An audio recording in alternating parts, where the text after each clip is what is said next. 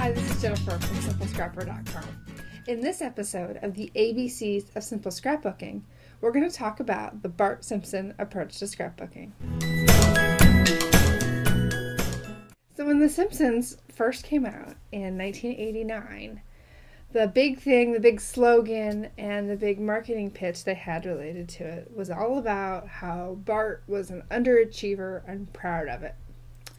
Now, this got a lot of kids interested in the show and, of course, caused a lot of uproar with parents. But what I want to talk to you about today is how this idea of being an underachiever or underestimating perhaps your time or your resources or your energy can help you be a more productive scrapbooker. And so here's what I really mean. Oftentimes, we overestimate our ability to get things done. We see an empty calendar, so we think we have all the time in the world.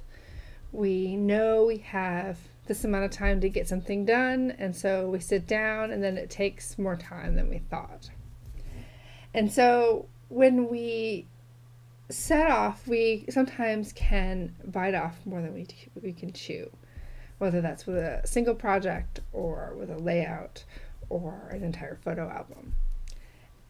And what I want to talk to you about today is I want to share 3 different ways how being an underachiever or underestimating your potential or your time or your resources can be beneficial to you.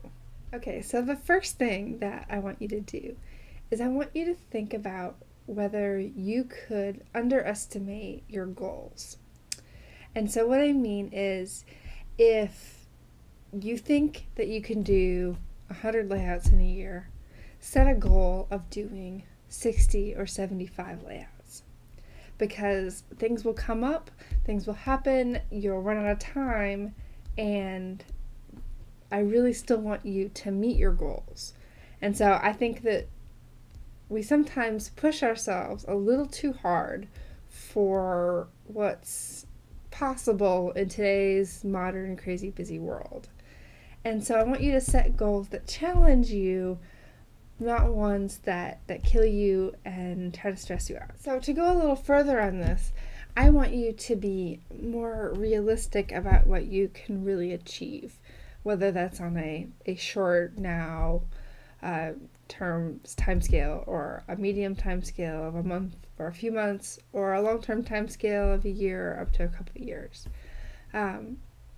We want to be optimistic about it and say, I'm going to do this, this, and this, and then we feel bad that we couldn't achieve that and we feel guilty. And I think one of the most important secrets to being a happy and productive scrapbooker is to set realistic goals that you can achieve and actually follow through with achieving them. And so that means being accurate and realistic about the time you have, the energy you have, and your ability to actually get things done. So this month in my focus class, we've been talking a lot about some of these same topics.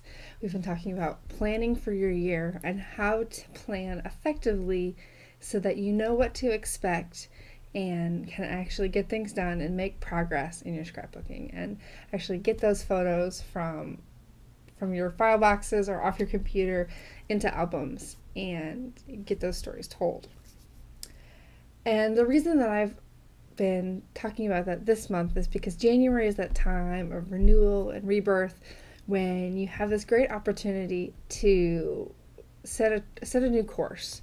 And maybe it's one that's a little bit different in the past, where you're a little more logical and a little more thoughtful about how you're going to get things done so that you don't get caught midway through the year feeling behind and frustrated that you couldn't finish what you said you were going to finish. And so one of the techniques that I've been sharing in Focus is about planning for that long term, but going to the finer detail on a short term. And setting just what are the next 3 things that I'm going to work on, and having the rest in the back of your mind, but only these small number of things in the forefront, and that's what you're really focusing on right now. I think we sometimes can get weighed down by, well, I want to do this project and I want to do this album and make this photo book, and it's just all kind of swirling around up there, and then we actually don't get anything done. So when you set goals that stretch you just a little bit past your comfort zone, and you're realistic and accurate about what you have available, you can bring in this idea of being an underachiever and have it fit well with being a simple, happy, and productive scrapbooker. And that's because you are very clear about what it is that you want to achieve, and you can take the steps to get there. If we say, I'm going to do these 10, 15, 20 things, it can be really overwhelming, even if you really can. But if you say, I'm going to do these 3 things, you're more likely to finish, more likely to feel satisfied, and use that momentum to do the next 3 things and the next 3. And so I want to encourage you to bring in this concept of underestimating, underachieving, and use it to spur you forward and be more effective as a memory keeper or in other parts of your life. The ABCs of Simple Scrapbooking is brought to you by Simple Scrapper, where you can find solutions for stress-free memory keeping. Visit us at simplescrapper.com and sign up for email updates where you can get a free gift.